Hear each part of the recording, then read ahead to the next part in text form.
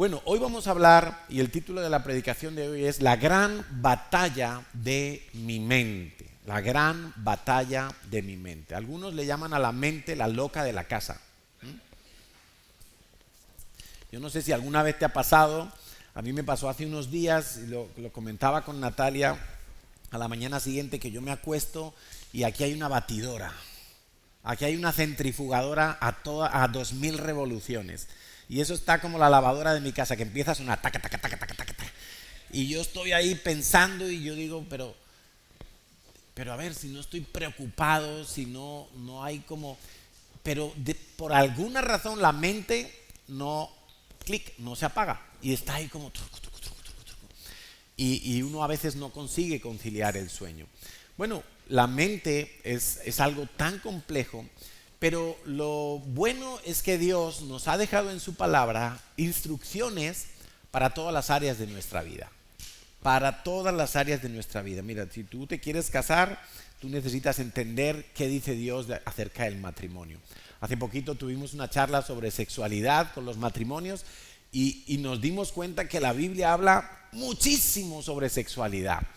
Que el sexo no es algo sucio, que el sexo no es algo para esconderlo y estuvimos como renovando un poquito muchas cosas, los matrimonios de la iglesia en cuanto a todo esto. Pero si tú quieres, qué sé yo, montar un negocio, si tú quieres salir de deudas, si tú quieres criar un hijo o hijos, si tú quieres irte a la misión, tú necesitas entender y en la palabra de Dios vas a tener todo lo necesario para tú saber qué opina Dios, cómo dice Dios que se hacen las cosas, qué es lo que conviene en cada momento. La palabra de Dios es útil para instruirnos en todo, dice la Biblia, en todo, absolutamente. Pero es cierto que nuestra mente está continuamente batallando contra muchas cosas. Hace poco prediqué sobre pensar bien, ¿os acordáis? Que no es lo mismo pensar bien que pensar positivo. Y cuando estaba orando esta semana para ver qué tema traer, qué tema quería Dios traer, Dios insistió a mi mente que volviera a hablar de los pensamientos. Curiosamente, Natalia predicó hace poco de las cosas pequeñas que también importan y eso se aplica también a nuestra mente. No sabía yo que hoy tocaba la lección de sanidad de la mente en el curso de los 12 pasos de sanidad.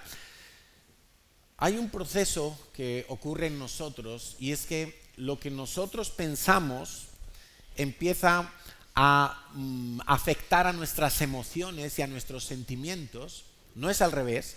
Lo que nosotros pensamos en primera instancia empieza a influenciar en nuestras emociones, de manera que finalmente lo que pienso más lo que siento me lleva a tomar acciones, a tomar decisiones y a tomar diferentes caminos en la vida, ¿no? Entonces, por ejemplo, alguien piensa, he trabajado mucho esta semana, entonces hoy me merezco una recompensa. Y como se merece una recompensa, no piensa si es pecado o no acostarse con la vecina o emborracharse, es como que me lo merezco, ¿no? Como el anuncio del Corte Inglés, te lo mereces. ¿Por qué? Porque trabajaste mucho esta semana. Entonces, como trabajaste mucho, te sientes como merecedor y finalmente puedes llegar a traspasar ciertos límites. Ahora, yo también puedo pensar cosas como Dios me da todo lo que necesito.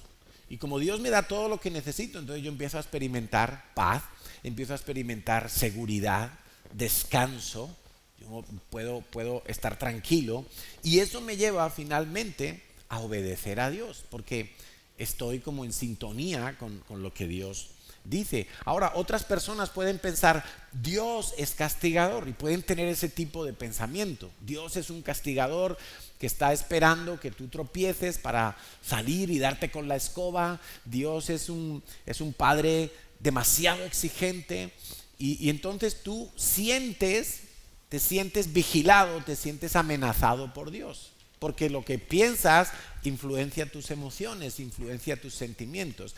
Y una persona que entra en esa línea, pues al final dice cosas como, bueno, yo no me voy a comprometer en algo porque sé que le voy a fallar a Dios. Y entonces como le voy a fallar a Dios, Dios me va a castigar. Y al final va a ser peor que al principio. Entonces, y vive en un enredo. Otros piensan, Dios es mi padre. Y se sienten hijos. Saben que son hijos, pero además experimentan un sentimiento de paternidad de parte de Dios. Y eso les lleva a poder alabar, a poder pedirle cosas con libertad a Dios, a poder entrar a su presencia con toda libertad. Son ejemplos para que tú entiendas que lo que piensas afecta a tus sentimientos y ese cóctel acaba propiciando la decisión en un sentido o en otro sentido. Y como nos compartía Natalia hace un par de semanas, todo empieza con pequeñas cosas. El primer nivel en tu pensamiento es cuando tú empiezas a considerar algo. Es algo interno, ¿sí? A lo mejor simplemente te levantas y es un día lluvioso y tú dices, ¡buah! En tu mente tú estás pensando, qué porquería de día. Este día va a ser malo.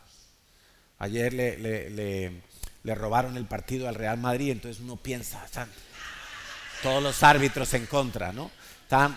Y uno considera ciertas cosas, pero es algo a nivel interno, es algo que solo tú lo estás considerando y está aquí dentro. A veces yo te he dado un consejo y es que pienses en lo que estás pensando. Es como que estés alerta acerca de las cosas que están aquí batiéndose en tu lavadora y que pienses en lo que estás oyendo y en lo que estás viendo, porque todo eso es información que empieza a darte argumentos para pensar de una o de otra manera. Pero ese es el primer nivel, es algo que queda aquí dentro. Solo la loquita lo está pensando aquí dentro. El segundo nivel es cuando yo empiezo a declarar con mis labios algo de lo que estoy pensando. Entonces yo empiezo como a quejarme. No, es que a mí Dios no me oye. Es que todo está mal. Es que yo nunca voy a prosperar. Pero me estoy como hablando a mí mismo. No sé si lo hago yo solo o estoy loco o qué. Pero a veces uno empieza como a expresar con la voz lo que aquí ya no puede contener por más tiempo.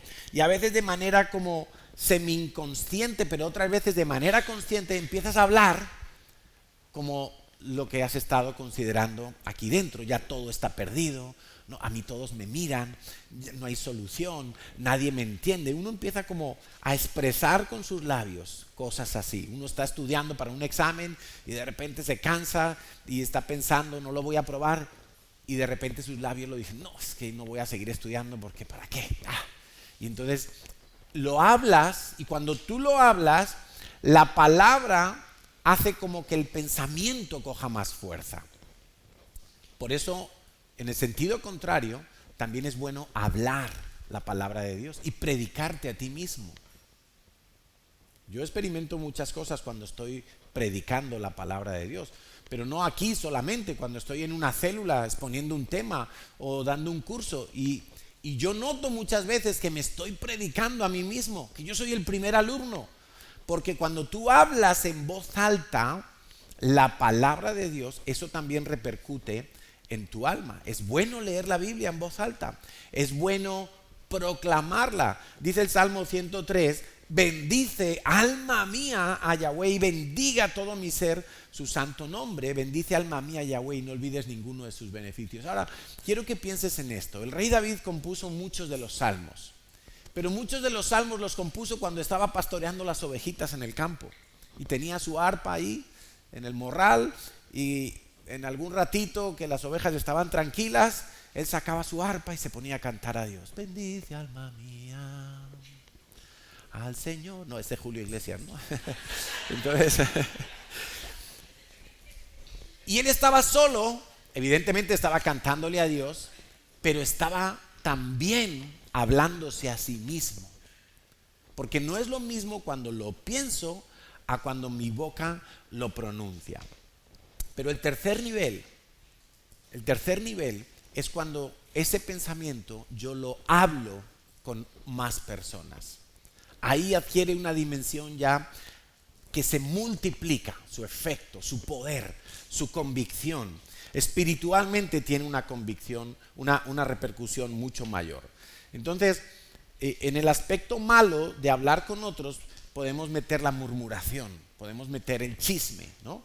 Yo pienso que mi jefe es un mal jefe, entonces yo estoy ahí y me voy a tomar un café a la hora del descanso con otros compañeros y empezamos a hablar y yo digo, no, pues es que este jefe no tiene ni idea, es que tal, es que el gobierno, es que lo otro, es que... Y cuando yo hablo con otras personas, eso se fija fuertemente a mi corazón y ya no va a desaparecer. Ya va a ser mucho más difícil combatirlo. Por eso el apóstol Santiago dice, mirad qué fuego tan grande puede encender la lengua. Pero no son simplemente palabras, sino que normalmente cuando tú llegas a ese nivel, previamente tú has pasado por todo ese ciclo de estar considerando esas cosas, tú mismo te las has hablado a ti mismo y finalmente, vamos a decirlo así, las escupes a otros. Cuando es en el plan malo, en el plan dañino, ¿no? Entonces, es hasta tal punto impactante la murmuración que cuando tú oyes algo malo de otra persona, piensa en esto, por favor. Cuando tú has oído algo malo de otra persona que tú no sabías, ya tu perspectiva, tu corazón cambia respecto a esa persona. Ya lo miras como, mira, aquí está el adúltero. Aquí está el drogadicto. Aquí está el que hizo tal cosa. Y tú no lo sabías, pero solo el hecho de que alguien te lo cuente es como que cambia, porque viene en un mal tono, viene evidentemente con una mala intención. Entonces, la murmuración es un ejemplo y esto contamina. Y esto, si eres tú el que lo está hablando, si tú lo pensaste y finalmente lo hablas con otras personas, esto adquiere una dimensión total. Esto es como que de repente toda tu vida gira en torno a ese chisme. Ahora, en el plano contrario, en el plano bueno de las cosas, tú puedes testificar de Jesús. ¿Cuántos se han subido de aquí a la caja a proclamar el Evangelio? A ver, que levanten la mano. Aquí hay unos cuantos que se han subido a proclamar, Dios me ama porque tal, Dios, o a hacer un mensaje ilustrado. Y qué impresionante es lo que experimenta tu propio corazón cuando tú proclamas y testificas de Jesucristo. Es como que tu fe se vuelve más sólida, más fuerte, porque eso es lo que produce la proclamación de un pensamiento que tú tenías. Si era malo y lo proclamas, esa maldad se queda como más fuerte también. Pero si es algo bueno como testificar, si es algo bueno como orar juntos con otras personas, si es algo bueno como alabar a Dios juntos y estamos levantando nuestra voz, eso hace que tu fe se vuelva también más fuerte. O simplemente bendecir a otra persona, simplemente hablar bien de otra persona. Y quizá lo estás contando a un tercero. Oye, pues mira, esta semana mi jefe, mira que fue muy majo porque hizo esto y me enseñó tal cosa, o me dio el día libre. Y eso te ayuda a ver a tu jefe con mejor corazón. Pero si tú hablas mal de tu jefe, cada día que vayas a la empresa lo vas a ver peor que la bruja piruja. Lo vas a ver como un demonio. Vas a estar todos los días atravesado porque ya lo hablaste. Entonces, ojo con lo que hablamos. Pero ojo con lo que hablamos quiere decir que yo tengo que ir al episodio anterior. Ojo con lo que pienso. Porque lo que pienso, si no lo atajo, finalmente va a ser expresado por mi lengua. Finalmente va a salir de la abundancia del corazón, habla la boca. Eso quiere decir que aquello que yo estoy considerando todo el tiempo, aquello en lo que estoy meditando todo el tiempo, lo que ocupa mucho tiempo en mi mente, finalmente lo voy a expresar. Aunque yo haya prometido no contárselo a nadie, de la abundancia del corazón vas a vomitar. Si es algo bueno, genial, pero ¿y si es algo malo? ¿Cómo vas a recoger ese daño? Por eso tenemos que estar vigilando nuestros pensamientos. Dice en Romanos 10:9, si confesares con tu boca que Jesús es el Señor y creyeres con tu corazón que Dios le levantó de los muertos, serás salvo. Fíjate la importancia de las dos cosas. El pensar, el creer, Yo creo que Jesús fue levantado de los muertos. Por eso hicimos un vídeo en Ninguna Vergüenza enfatizando el hecho de la resurrección de Jesús. Porque si Jesús no resucitó, vana es nuestra fe. Tenemos una religión y ya está. Pero es que Jesús resucitó. Y nosotros vamos a resucitar si el Señor no viene antes. Ahora, yo quiero contarte varios ejemplos que encuentro en la Biblia y que son sorprendentes. Son sorprendentes. Pero para que entendamos que ninguno de nosotros podemos desechar la palabra de Dios. Y quiero que nos imaginemos en casa de Ananías y Zafira. ¡Ah! Ananías y Zafira. Los dos murieron de un infarto, ahí aparentemente. La Biblia no nos dice cuál fue la causa de su muerte, pero sí dice que expiraron ahí mismo. Cayeron delante de Pedro, primero uno y luego el otro. Y vamos a Hechos capítulo 5. Dice, cierto hombre llamado Ananías, con Zafira su mujer, vendió una heredad. Para ponernos en contexto, la primera iglesia bajo el Imperio Romano está en Jerusalén y ellos, guiados por Dios, empiezan como a vender las propiedades y a poner todo el dinero a los pies de los apóstoles. Los apóstoles se convierten en ese sentido en administradores de una riqueza para ayudar a los pobres, a los nuevos creyentes pobres, para enviar misioneros, como ellos consideraran que lo tenían que administrar. Y mucha gente voluntariamente vendía la tierrita, el pisito, la segunda residencia, lo que sea, y traían el dinero. Y dice que cierto hombre llamado Ananías, con Zafira su mujer, vendió una heredad y sustrajo del precio, sabiéndolo también su mujer. Y trayendo solo una parte, la puso a los pies de los apóstoles. Ahora, imaginémonos que estamos en el salón de la casa de Ananías y Zafira. Están allí tomando el cafecito, viendo lo que el viento se llevó, y entonces dicen, oye, Zafira, ¿tú crees que podemos vender aquella tierra que habíamos heredado y que no vamos a hacer nada con ella? Y, pues sí, me parece bien. ¿Y cuánto crees que nos podrán dar por esa tierra? Pues no sé, quizá nos den 100.000 euros, quizá nos den 80.000 euros, quizá 50.000 euros. Y bueno, pero oye, eso es mucho dinero, ¿no? ¿Tanto dinero le vamos a dar a Pedro? Pero si Pedro va en sandalias, ¿no? O sea, ¿qué va a hacer Pedro con tanto dinero? No, pero pues podemos decir que lo hemos vendido en 25.000 y nos quedamos la mitad nosotros y la otra mitad se la damos a los apóstoles. Bueno, pues sí, me parece bien. Ahora, yo no sé evidentemente cómo surgió toda esa conversación. Estoy simplemente tratando de imaginarme lo que pasó en ese matrimonio. Pero evidentemente ellos hablaron, porque dice que sustrajo del precio, sabiéndolo también su mujer. Ellos hablaron, oye, esto ¿qué tal si hacemos esto? Alguno de los dos empezó con el cuento de mentir. No sabemos quién fue. Pero alguno de los dos pensó, bueno, ¿y si no damos todo, pero decimos que este ha sido el precio?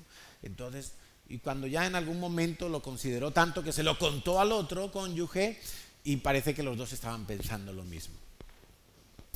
Pedro le dijo, versículo 3, Ananías, ¿por qué llenó Satanás tu corazón para que mintieses al Espíritu Santo y sustrajeses del precio de la heredad? Mira, hemos leído hace un momento que Dios le decía a Samuel, Samuel, no te agobies, no te lo tomes personal, esto no es contra ti, ni contra tus hijos, esto es contra Dios.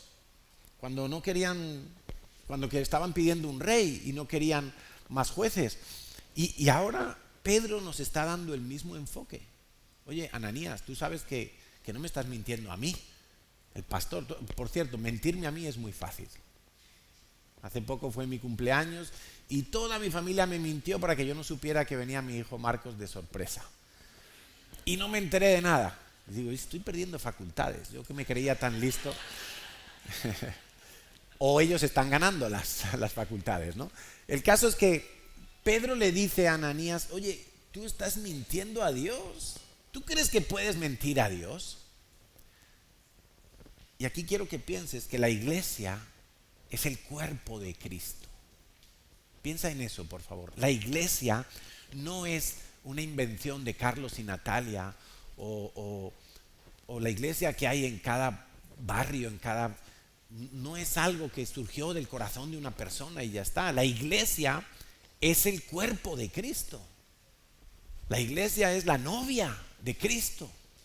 Por eso, cuando tú vienes a la iglesia y tú ves algo que está mal, porque vas a ver cosas que están mal, tienes que tener cuidado qué vas a hacer frente a ese fallo, frente a ese error, frente a esa imperfección. ¿Qué vas a hacer tú? ¿Vas a pensar y hablar con otros? ¿O vas a pensar bien y vas a decir, bueno, ¿cómo puedo yo arreglar este defecto que veo en la iglesia? ¿Cómo puedo yo orar? ¿Qué puedo yo hacer para mejorar? ¿De qué manera puedo yo enfrentar esto? Porque la iglesia, queridos, es el cuerpo de Cristo. No esta. Todas las iglesias, la suma de los creyentes, es el cuerpo de Cristo. Por eso Pedro le dice a Ananías, a ver, hombre de Dios, ¿tú crees que puedes mentir al Espíritu Santo? ¿Acaso tú crees que Dios cierra sus oídos en algún momento o tapa sus ojos para no verte lo que estás haciendo? ¿Acaso tú crees que tu hurto y tu mentira Dios no la ha visto? Uno como que cuando hacemos cosas que nadie nos ve, ¿verdad? ¿Y acaso vamos a pensar que Dios no nos ve? Bueno, por alguna razón que no vamos a discutir a Dios, Dios decide que Ananías, el esposo, fallezca en ese momento. Dice el versículo 5, al oír Ananías estas palabras, cayó y expiró.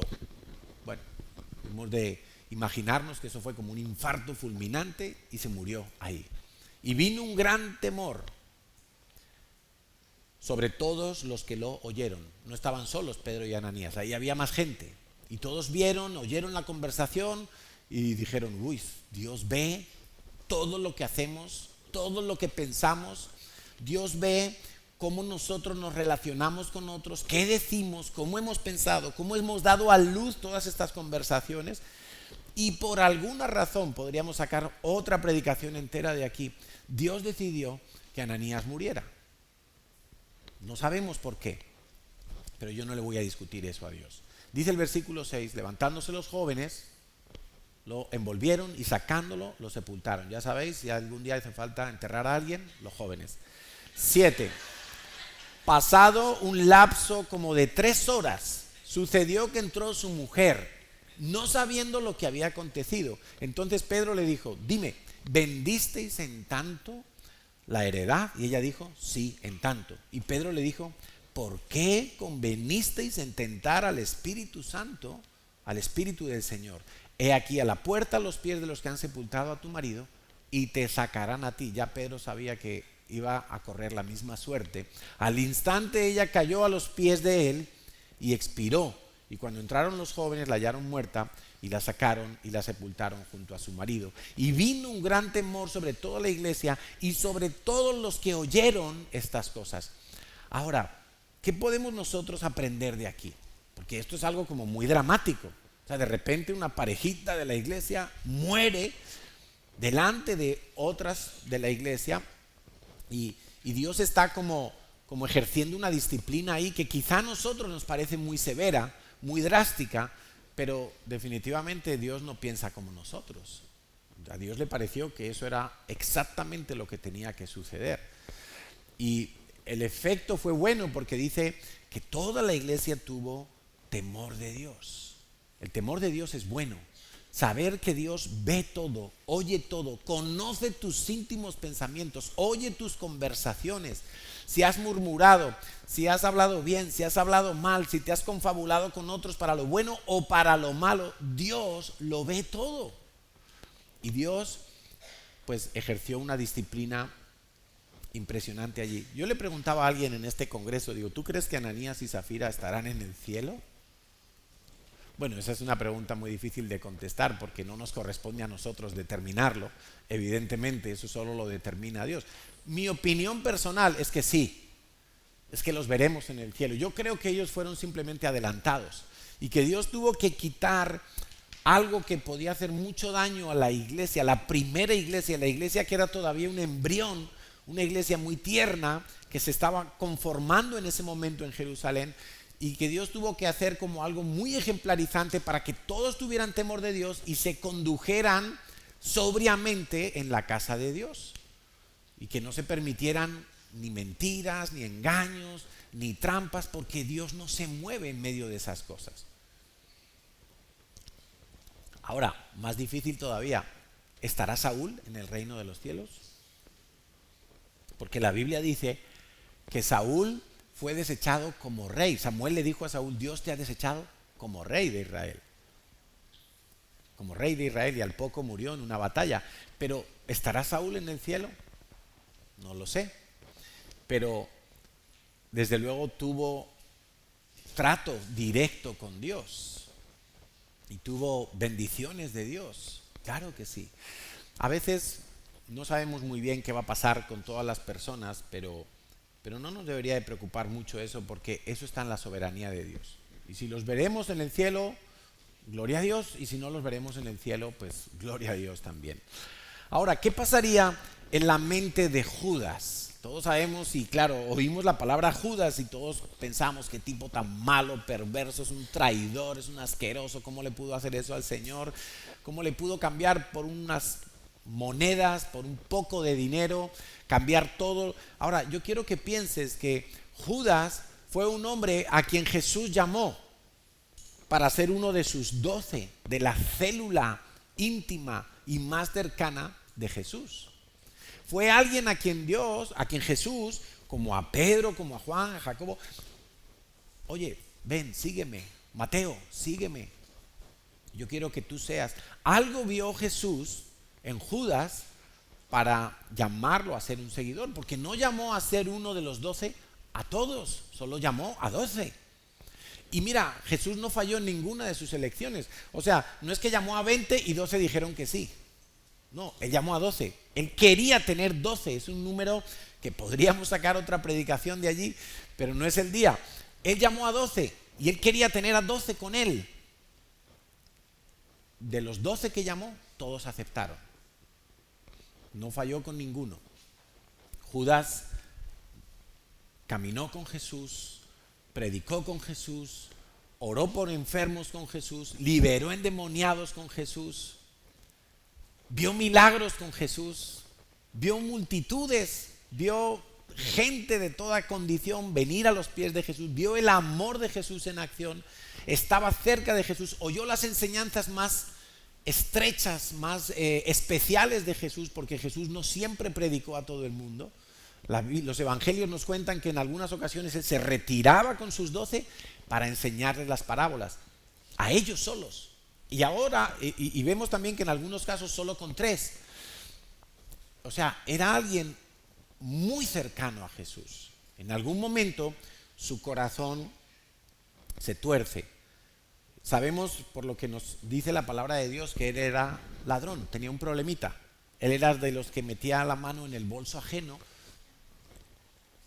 y robaba. Y tenía un problema de codicia. Él no necesitaba robar. Él no necesitaba robar porque siempre que estuvo con Jesús no le faltó comida, no le faltó agua, no le faltó abrigo, no le faltó defensa, no le faltó absolutamente nada. Todos los discípulos del Señor que dejaron sus negocios, dejaron sus medios económicos de vida, siguieron a Jesús durante 3 años y nunca les faltó de nada. Judas no necesitaba robar, pero robaba. Y algunos creen que Jesús fue muy malo cuando le puso a cargo de la bolsa de las ofrendas. Sabes que Jesús recibía muchas ofrendas de gente rica. Jesús tenía amigos ricos y le daban dinero para el ministerio. Y puso a Judas, que era ladrón, a contar las ofrendas. Yo no lo haría. Yo no lo haría. Pero Dios es tremendo, porque Dios le estaba dando la oportunidad. ¿Cómo sabemos si Judas iba a dejar de robar si nunca era puesto en una situación donde hubiera algo que no era suyo? Porque claro, es muy fácil decir a un drogadicto yo lo encierro en una habitación y deja de drogarse. Sí, claro. claro, pero necesitará algún día salir a la calle, saber que hay droga y no tocarla. ¿Cómo hacemos con un alcohólico? Lo encerramos en una celda y se le quitó el alcoholismo. Sí, temporalmente, pero necesitará algún día salir a la calle, pasar por delante de un bar y no entrar. ¿Cómo sabemos que alguien deja la pornografía? Le quito todos los móviles, las tablets, internet y le pongo un parche en los ojos. Pues sí, claro, ha dejado la pornografía, pero algún día necesitará coger el móvil, hacer una llamada y no picotear una página porno. O sea, Judas necesitaba también ser puesto a prueba. Y yo creo que cuando Jesús lo pone a cargo de la bolsa de las ofrendas es para que él pueda redimirse, es para que él pueda decir: estoy sano, estoy libre, puedes confiar en mí, soy una persona nueva. Pero el caso es que sabemos que no, que Judas siguió. Y dice en Juan capítulo 12, versículo 3: entonces María tomó una libra de perfume de nardo puro de mucho precio y ungió los pies de Jesús y los enjugó con sus cabellos, y la casa se llenó del olor del perfume. Y dijo uno de sus discípulos, Judas Iscariote, hijo de Simón, el que le había de entregar: ¿por qué no fue este perfume vendido por 300 denarios? Hubieran entrado en la bolsita que yo administro. De los 300 yo me hubiera quedado 50 y los 250 para los pobres. Pero no, él dijo: se hubiera vendido a los pobres por 300 denarios. Pero él estaba pensando que en ese trasiego algo iba a quedar en su bolsillo. Pero dijo esto no porque se cuidara de los pobres, sino porque era ladrón y teniendo la bolsa sustraía de lo que se echaba en ella. Vemos que él estaba pensando una cosa y diciendo otra. Pero acuérdate que de la abundancia del corazón habla la boca. De lo que tú consideras aquí dentro, y si no lo atajas a tiempo, eso va a explotar.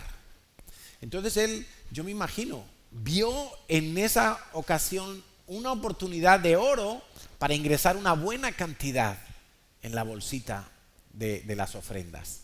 Él dijo: 300 denarios, esto es mucho dinero. Señor, esto se puede vender y mira, y podemos dar de comer a los pobres, podemos dar panes y peces y muchas cosas. Pero él estaba pensando en robar, él no estaba pensando en los pobres. Dice en Mateo 26, nos cuenta en el versículo 14: entonces uno de los 12, que se llamaba Judas Iscariote, fue a los principales sacerdotes y les dijo: ¿qué me queréis dar? Y yo os lo entrego. Imagínate, el mismo problema. Él no estaba pensando en los pobres cuando el asunto del perfume. Él no estaba pensando en Jesús ni en los compañeros suyos apóstoles. Él estaba pensando en: ¿qué me queréis dar? Y yo te lo entrego. Fue tal la explosión de codicia que él tenía en su mente, fue tal la cantidad de veces que él pensó: si yo entrego a Jesús, me puedo hacer de oro. Si yo entrego a Jesús a los sacerdotes y a los fariseos, si yo entrego a Jesús, me van a untar pero bien. Yo puedo aquí solucionar mi vida y la de mis hijos y la de mis nietos. Yo voy a dar un pelotazo aquí. Si entrego a Jesús, se acabaron todos mis problemas económicos, viviré tranquilo. Él pensaba en eso hasta que un día fue y habló con los sacerdotes, con los principales sacerdotes, y dijo: ¿qué me queréis dar si yo os lo entrego? En ese momento no hubo marcha atrás. Ese fue el punto de no retorno para Judas. El hecho de declararlo con los sacerdotes fue el punto de no poder volver atrás. Ya no se podía arrepentir, ya no hubo manera de parar toda esa maquinaria que empezó con un pequeño pensamiento. Imagínate la primera vez que Jesús le dio a Judas la bolsa de las ofrendas. Y quizá alguien llegó y le dio 10 denarios. Una cantidad pequeña, no muy grande. Enseguida me imagino a Judas pensando, porque como él era ladrón, Esa era su debilidad y no la confesó y no la trabajó y no la atajó.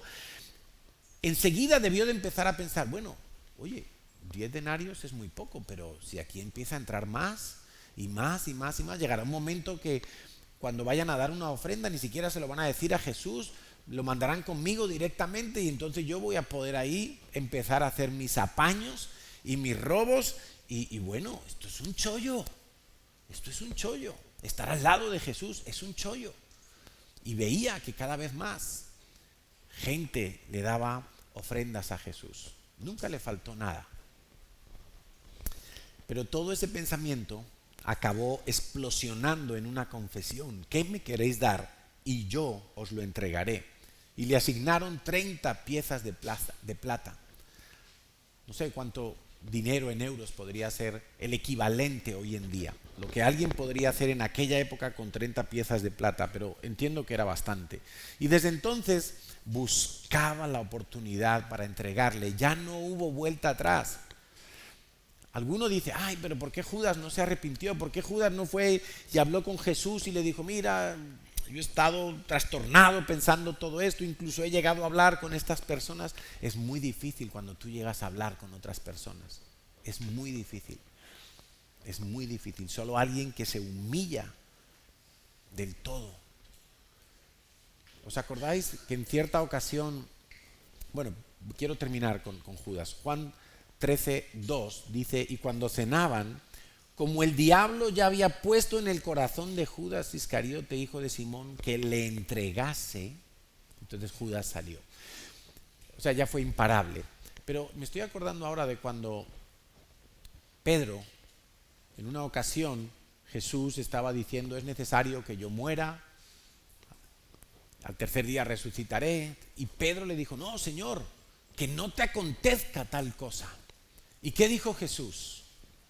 Jesús le dijo, apártate de mí, Satanás. Estaba hablando con Pedro, pero Jesús, que entiende el mundo espiritual, que a veces nosotros no lo entendemos, y a veces pensamos que conversaciones o frases o actitudes simples las vemos como algo muy humano, muy social, y no estamos entendiendo que hay demonios que se mueven en la esfera espiritual detrás de lo que nosotros estamos haciendo. Entonces cuando Pedro se le ocurre hacer un comentario, Señor, no te acontezca esto, ¿cómo vas a morir tú? Sí. Pero ¿en qué estaba pensando Pedro? ¿En el Señor? Solamente en el Señor, que no sufra, que no lo maltraten, que no experimente un dolor horrible, una tortura, una muerte injusta. O también estaba pensando en él, ¿qué va a hacer de mí si se muere el Señor?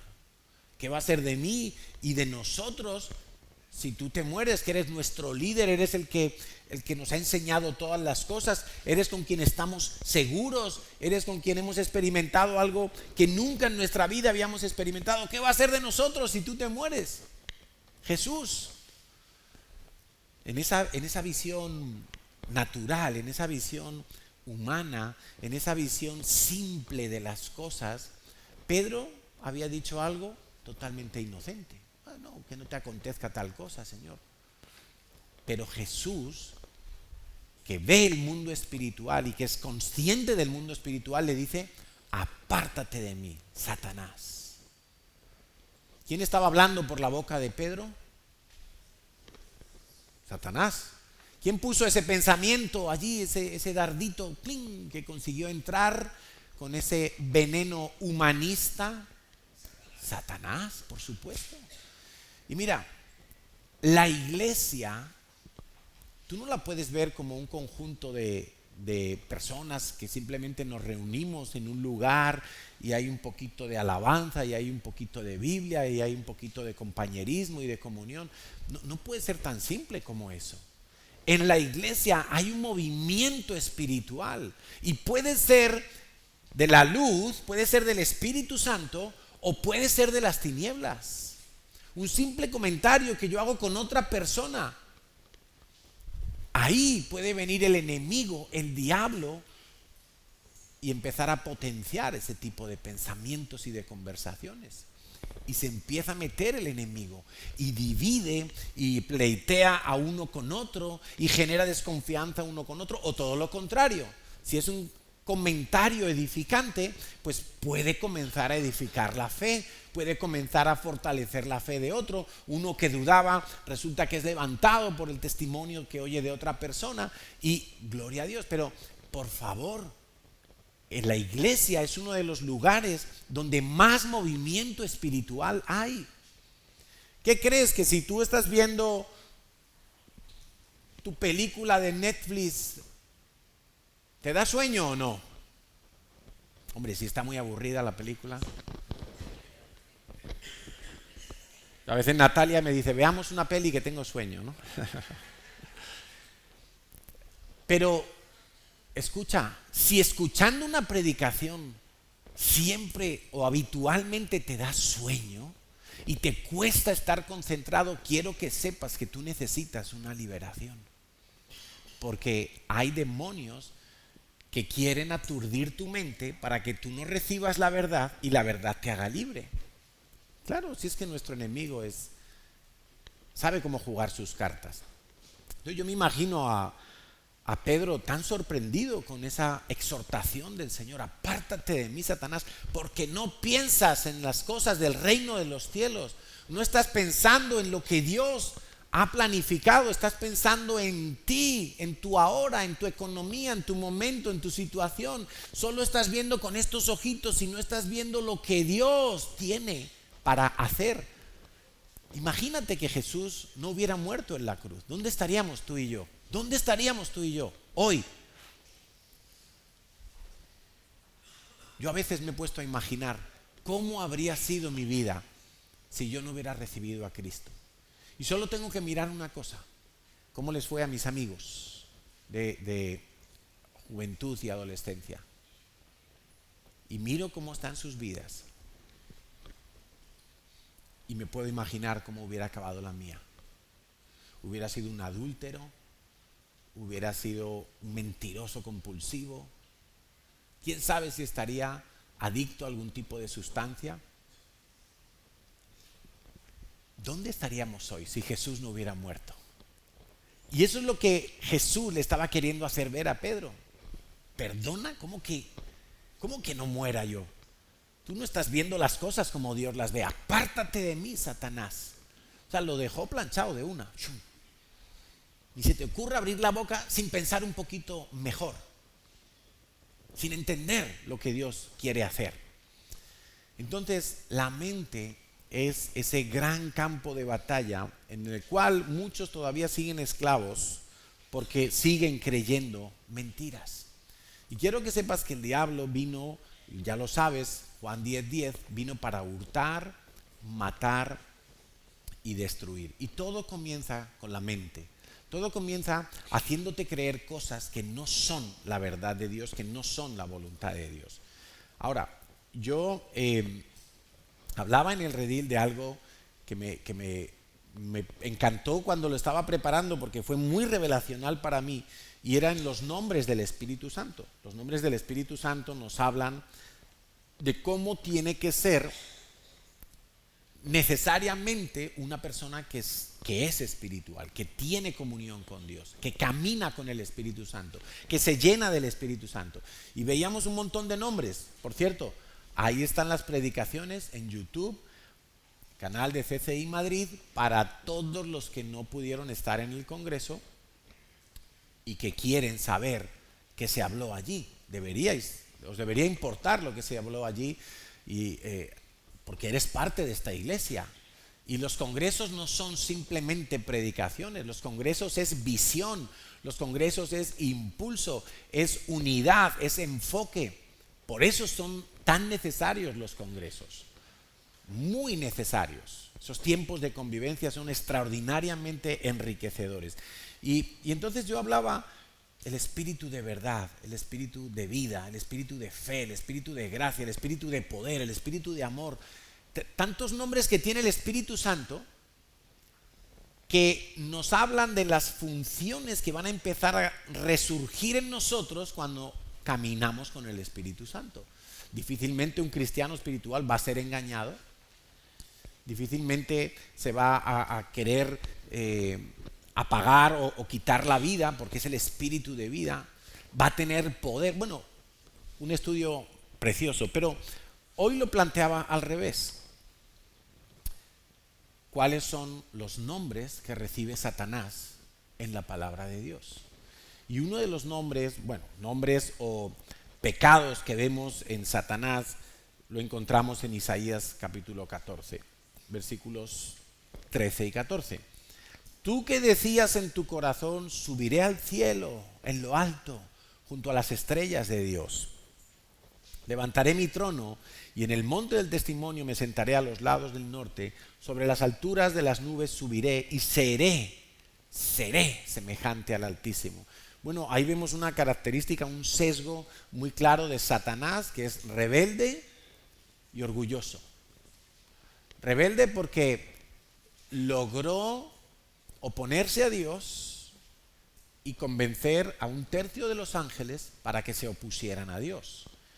Una rebeldía muy determinada, muy definida en el corazón de Satanás. Pero también orgulloso, porque la motivación de Satanás era ocupar el trono de Dios.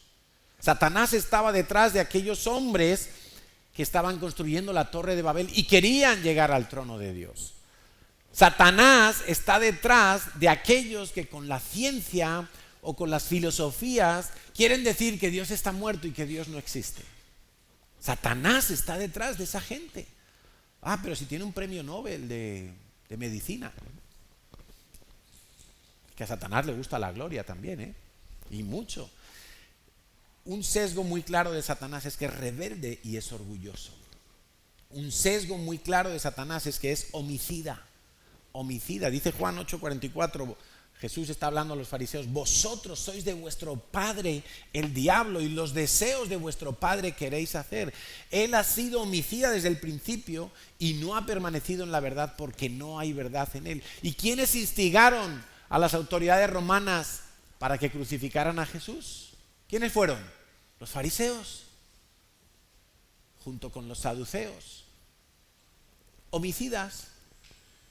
Y así es el diablo, es homicida.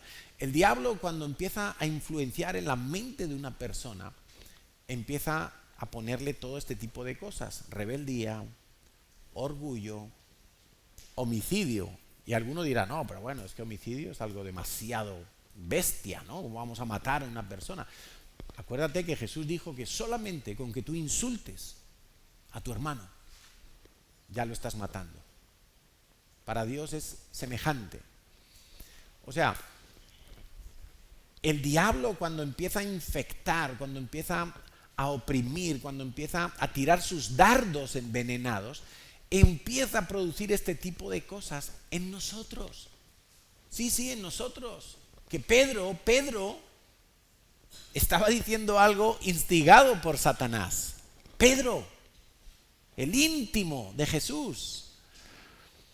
Juan 8:44 nos dice que el diablo es padre de mentira.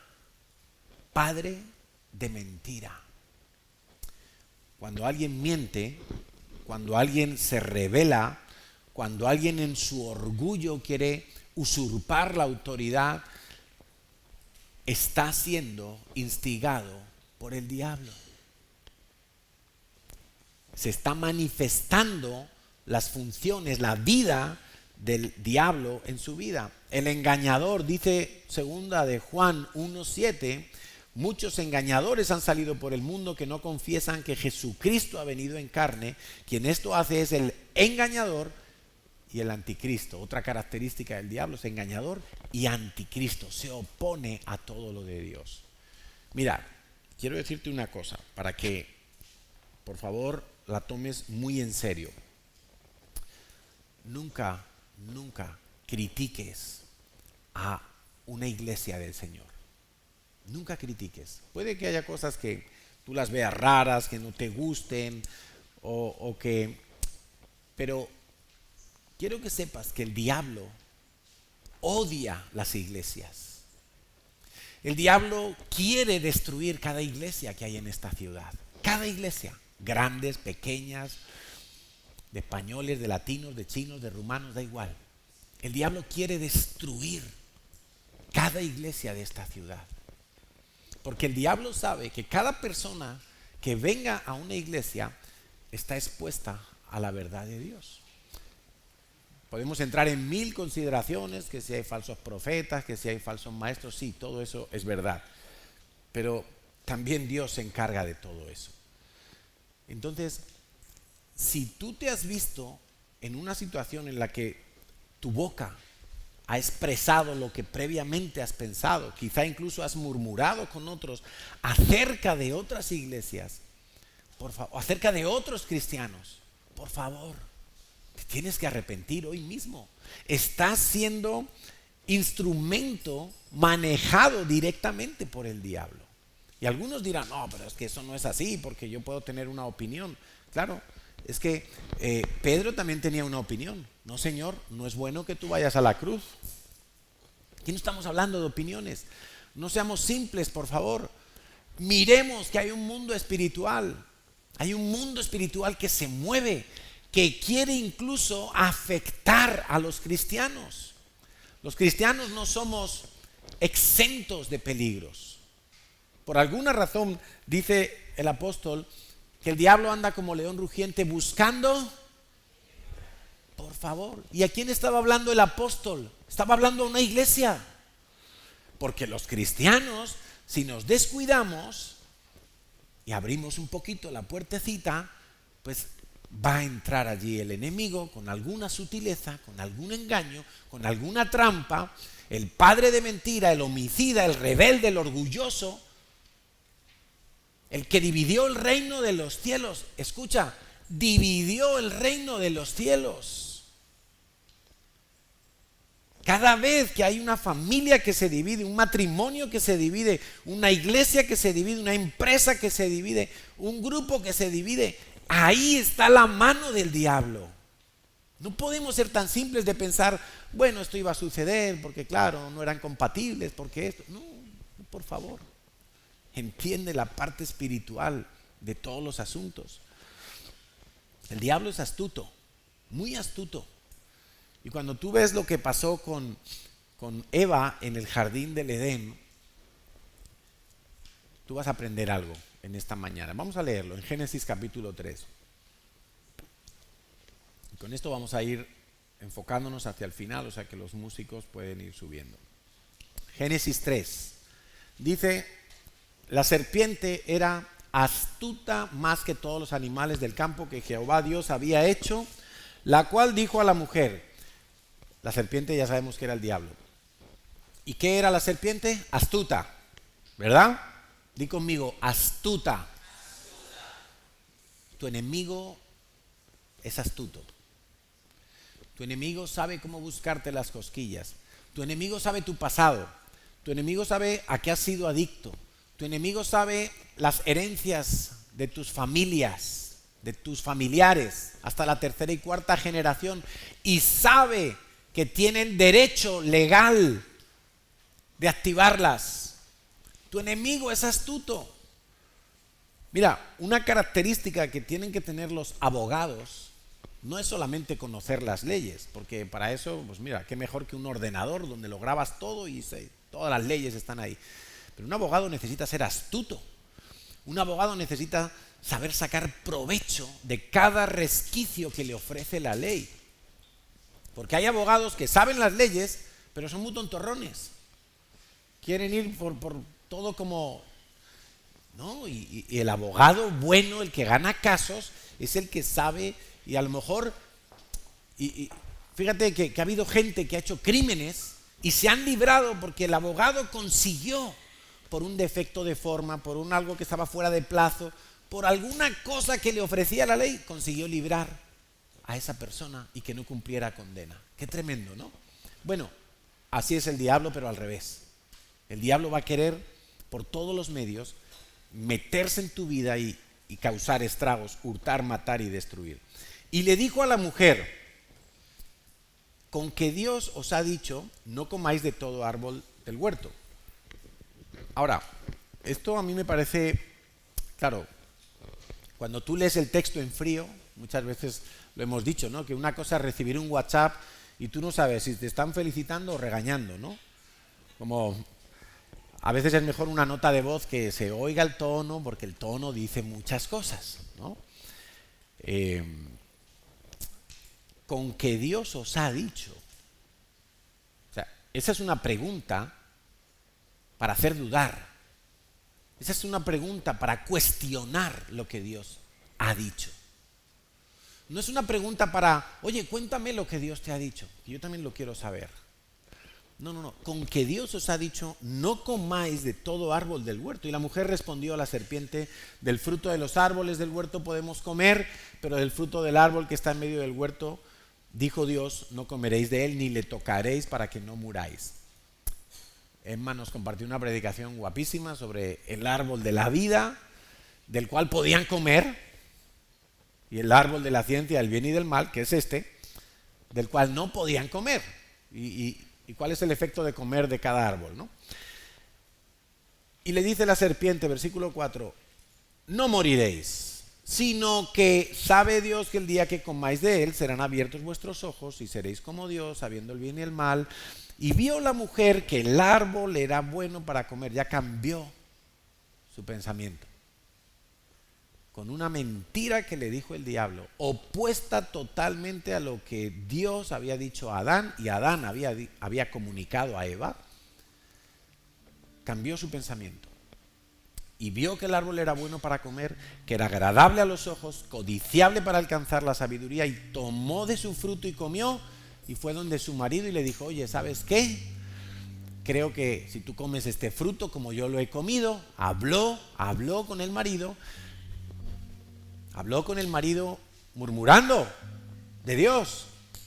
Ojo, que no porque, es que es mi marido, es mi mujer, y entonces yo hablo lo que quiero. Ojo, se puede murmurar con el marido y con la esposa. Mucho cuidado, que no hay cheque en blanco para hablar entre las cuatro paredes de nuestra casa. Le dijo, mira, come tú también porque vas a ver, esto nos va a solucionar la vida. El marido también comió. Eso tiene un nombre, ¿no? En Colombia empieza por H y acaba por N, pero no lo vamos a decir aquí. Porque él podía haber dicho, esposa mía, ¿qué has hecho? ¿Qué has hecho? ¿Cómo te atreves a desobedecer a Dios? Él podía haber dicho como jefe de la casa, como cabeza, como el que recibió la instrucción directamente de Dios. Él podía haberle dicho, mujer, mira, yo creo que si Adán hace eso, Dios es capaz de hacer morir a Eva y darle otra esposa. Pero no. Él se metió en la jugada, pero todo empezó con esto. Mira, todo empezó con esto. Con que Dios os ha dicho. Cuestionando, ¿no? ¿Y cuántas veces nosotros estamos leyendo la Biblia, estamos escuchando una predicación, oímos temas de Dios y viene el pensamiento, ¿con qué? Con que el diezmo. El pastor dice que es para las misiones, pero seguro que el mes que viene se compra un coche nuevo. Con que tengo que estar en célula. Es que quieren controlar mi vida. Sí, porque a veces pensamos así. El problema es que no pensamos en lo que pensamos. Que si no estoy en una célula no puedo servir. Es que entonces me quieren manipular. Es que no valoran los dones y las habilidades que yo tengo.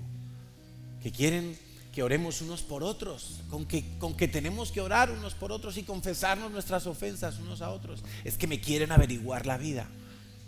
Y nos metemos unos enredos por hacerle caso al diablo. Mira, cada vez que tú pienses mal de la palabra de Dios, mal de Dios, quiero que sepas que el diablo está conversando en tu mente contigo. Hay muchos pensamientos que están aquí y no son nuestros. Son dardos del enemigo. Son conversaciones que el enemigo inicia a nivel de nuestra mente para llevarnos finalmente a una mala decisión. El diablo siembra duda acerca de las intenciones del corazón de Dios, acerca también de la autoridad, acerca de los padres, de los pastores, de los líderes.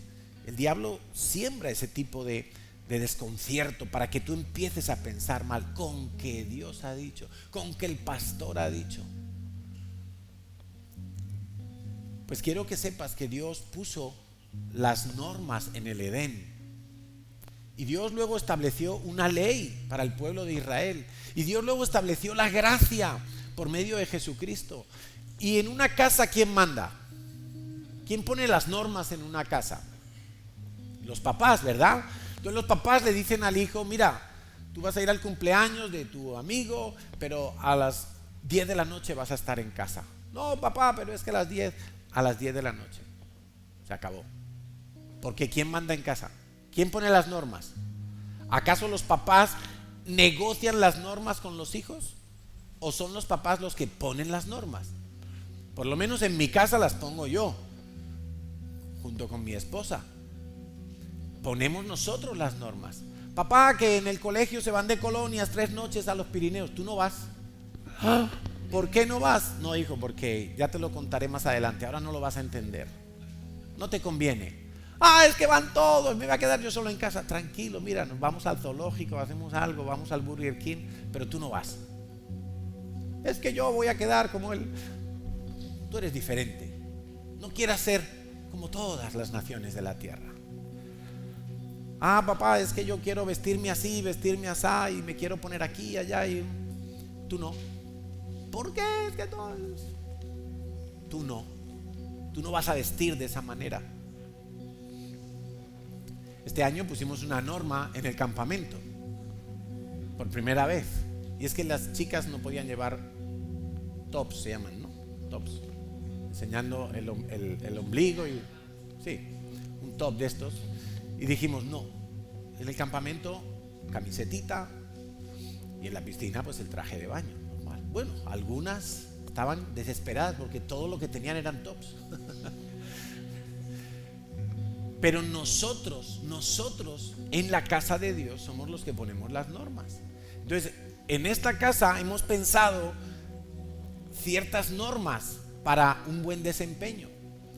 Si tú dudas de esas normas, quiero que sepas que tú estás siendo instigado por el diablo, que va a ir mal. No puedes, no deberías entrar en esa espiral. Tienes que identificar los pensamientos que te hacen dudar de Dios, dudar de su palabra, dudar de las intenciones de los pastores. Tienes que revisar todo eso. Fíjate hasta qué punto llega la sociedad en la que vivimos, que hay un refrán, ¿verdad? Piensa mal y acertarás. Yo era fan de ese refrán. Yo lo aplicaba, toda la vida lo apliqué, porque mi padre lo aplicaba. Y yo decía, esto es verdad, funciona. Si yo pienso que el vecino me quiere hacer daño, es que mira, y luego lo comprobaba. Y parecía que se cumplía el refrán, pero no es que se cumplía el refrán, es que cuando tú piensas de esa manera, tú mismo vas a favorecer que se cumpla todo eso. Ahora, la Biblia, ¿qué nos dice? Filipenses 4:8. Por lo demás, hermanos, porque tú no eres hermano de los hijos de Satanás, tú eres hermano de los hijos de Dios.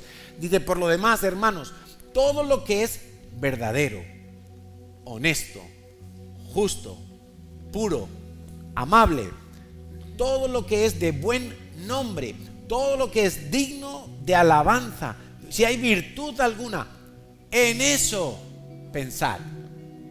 No pienses mal y aciertarás, como dice el refrán. No, piensa como te dice la palabra de Dios. Esto es un mandamiento. Esto es un mandamiento, sí. Igual que diezmar, igual que perdonar, igual que alabar a Dios. Esto es un mandamiento. En esto pensad. Y en esto quiere decir de esta manera. Piensa en las cosas buenas. Oye, es que me cae mal fulanito. Bueno, pues piensa en algo bueno que tenga fulanito. No, es que no tiene nada. Sí, algo tiene que tener. Algo tiene que tener. Piensa en algo bueno de fulanito. Y si no encuentras nada, cállate, no digas nada. No digas nada. Es que no me gustó la predicación del pastor, no digas nada. Porque si vas a hablar y vas a decir para quedar bien, ay sí, me gustó la predicación del pastor, pues ya estás mintiendo. Y si vas a decir no me gustó, quizá le vas a dañar a otro que sí le gustó. Entonces, mira, te lo vuelvo a repetir. Lo verdadero, lo honesto, lo justo, lo puro, lo amable, lo que es de buen nombre, si hay virtud alguna, si hay algo digno de alabanza, en esto pensar. No pienses tanto en los fallos de los demás. No pienses tanto en los fallos de los demás. El que es bueno para ver fallos tiene un problema en su mente, tiene un problema en su ojo, tiene un problema en su corazón. Es como siempre investigando a ver el fallo. No, la Biblia nos dice: piensa en las cosas buenas, en las cosas puras, en las cosas amables, en las virtudes, en lo que es digno de alabanza. Es que nos dice que pensemos en esas cosas, porque cuando tú empieces a pensar en esas cosas, el ambiente de tu corazón va a cambiar, tus palabras van a cambiar, tus acciones van a cambiar. Es que Dios sabe que todo comienza con los pensamientos. Por eso nos deja este consejo. Ahora, ¿cómo puedo yo cuidar mi mente? Con estos 5 puntos terminamos y oramos. 1. Identificar los pensamientos malos. Identifícalos. Dice todas las cosas, 1 Corintios 6:12, todas las cosas me son lícitas, mas no todas me convienen. Todas las cosas me son lícitas, mas no me dejaré dominar de ninguna.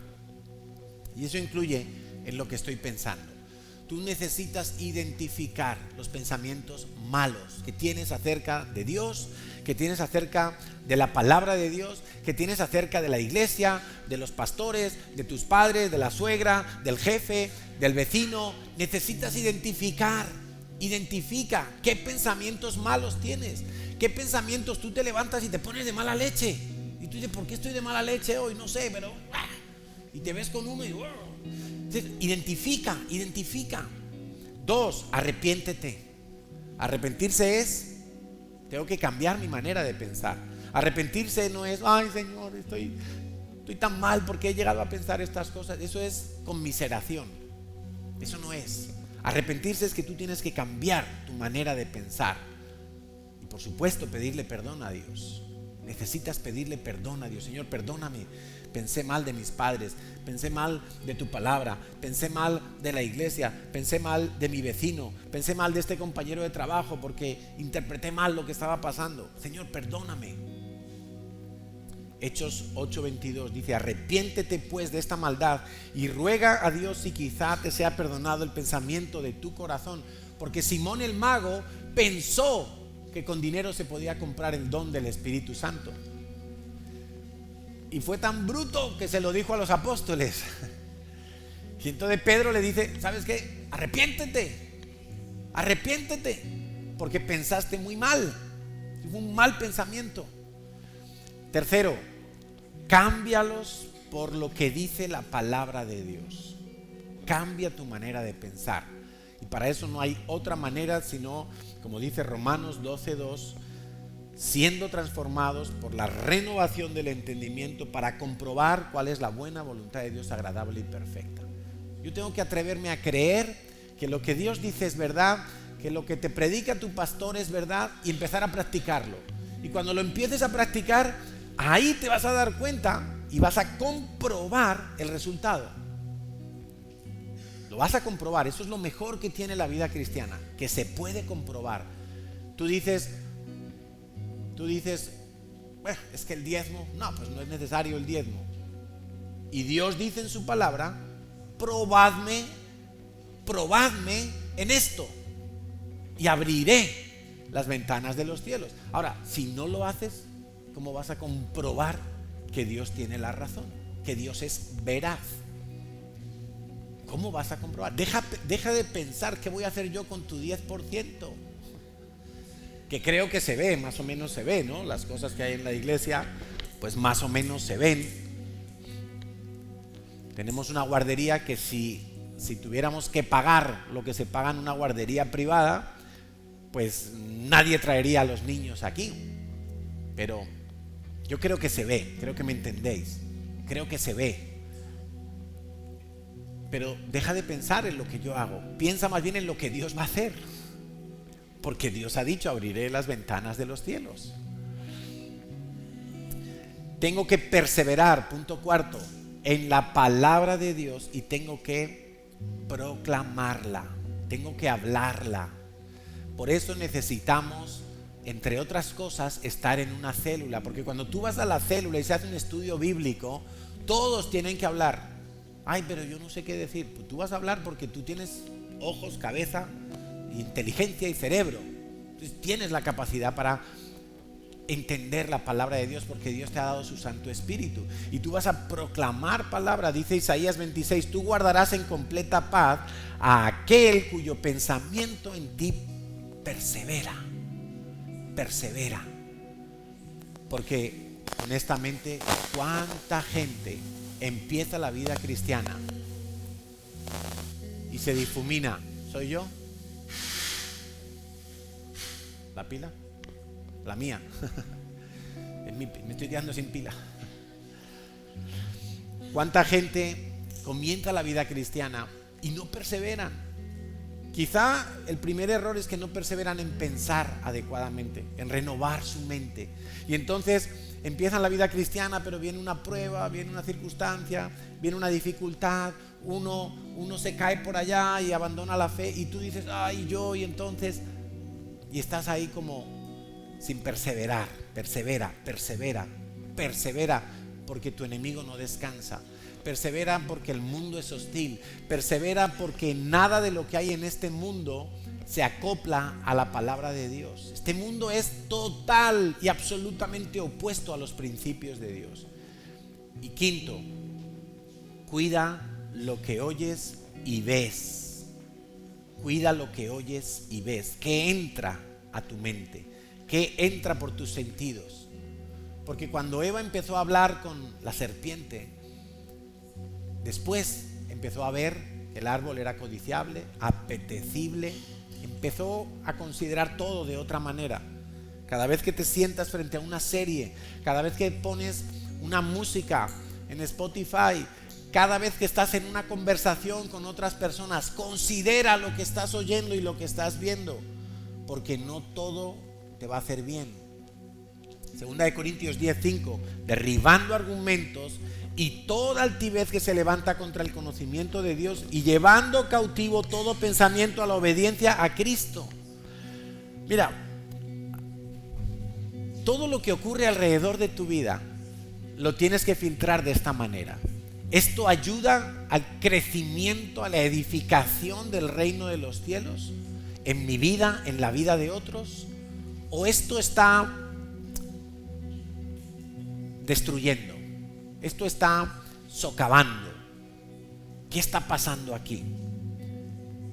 Dice Santiago 1:21, por lo cual, desechando toda inmundicia y abundancia de malicia, recibid con mansedumbre la palabra implantada, la cual puede salvar vuestras vidas. Familia, necesitamos empezar a pensar bien. Necesitamos empezar a pensar de otra manera. El salmista decía, escudriñame, oh Dios, y pruébame. Examina mis íntimos pensamientos y mi corazón. Oramos de esta manera. Nos atrevemos a orar, nos atrevemos a decirle a Dios, Señor, enciende la linterna dentro de mis neuronas, dentro de mi cerebro, dentro de mi corazón. Señor, enciende allí la luz y examina cada uno de mis pensamientos. Y quizá tú dices, bueno, yo he pensado algo que está mal, pero no lo he hablado con nadie. Te tienes que arrepentir de eso también. Quizá yo he pensado algo mal de mí mismo, pero no lo comento con nadie porque no me gusta hablar de mí. No importa, te tienes que arrepentir de ese pensamiento. Si no es conforme al diseño de Dios, no te hace bien. Entonces vamos a adorar, y mientras adoramos vamos a ir orando por algunas estructuras de pensamiento que se han fijado en nosotros. Hay fortalezas mentales, son las más difíciles de detectar. Una fortaleza mental es una adaptación de tu pensamiento frente a un hecho que te ha ocurrido. Entonces quizá tú naciste en una familia pobre y la fortaleza mental es siempre voy a ser pobre. Y es un mal pensamiento, te tienes que arrepentir de eso. Quizá tú crees que no tienes muchas habilidades porque no fuiste a la universidad, porque no terminaste los estudios y tú piensas, Dios no me puede usar a mí. Te tienes que arrepentir de esa fortaleza mental porque es una mentira que el diablo ha querido que creas.